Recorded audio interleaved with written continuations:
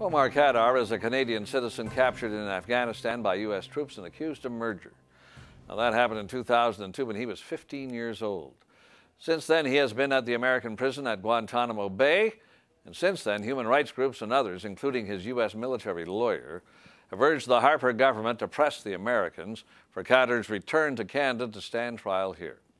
But the Conservatives have not shown much interest in doing that. And today at the Subcommittee on International Human Rights, Liberal Senator and retired General Romeo Dallaire and Secretary of State Jason Kenney clashed on that issue. Senator Dallaire, I believe you, correct me if I'm wrong, you said in your testimony that, quotes, what the United States is doing is exactly what the terrorists are doing.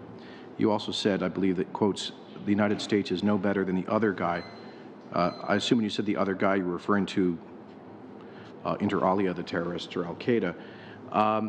Is that actually your position?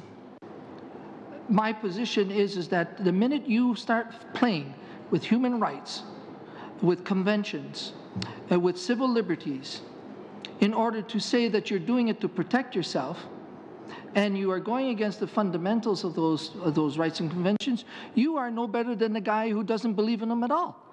We are slipping down the slope of going down that same route and using the argument that these conventions and these methods are in fact preventing us from protecting ourselves.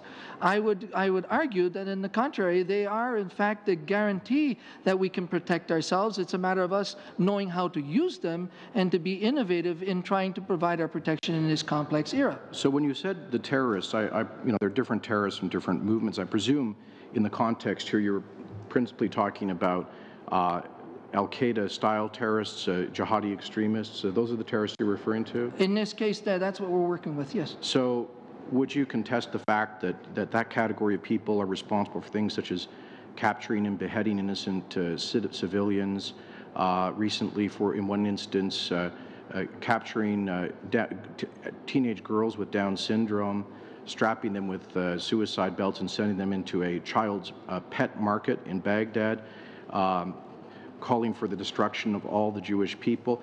Would you contest that these are some of the tactics and aspirations of the terrorists to whom you referred? And I notice you'd like to just throw in the last one there to make yourself a whole context. First of all, it is the same as those adults who use child soldiers in Rwanda, Sierra Leone, Burundi, Uganda, Sudan, Darfur, Sri Lanka. Is there a testimony that in so doing, that the child soldier is being used, and we are using illegal means to try to try them? So is it your testimony that Al-Qaeda strapping a 14-year-old girl with Down syndrome and sending her into a pet market to be remotely detonated is the moral equivalent to Canada's not making extraordinary political efforts for a transfer of Omar Khadr to this country? Is that your position? If you want a black and white, and I'm only too prepared to give it to you, absolutely. You are either with the law or you're not with the law. If you wish to fiddle with the law and say, well, we're going to go a bit this way and we're going to go a bit this way, then fine.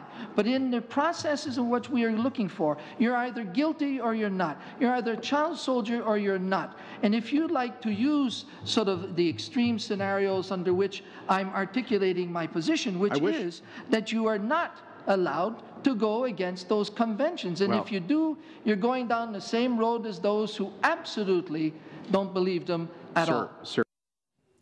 Now, stay with us. Our leadership panel will be here when we come back, so don't go away.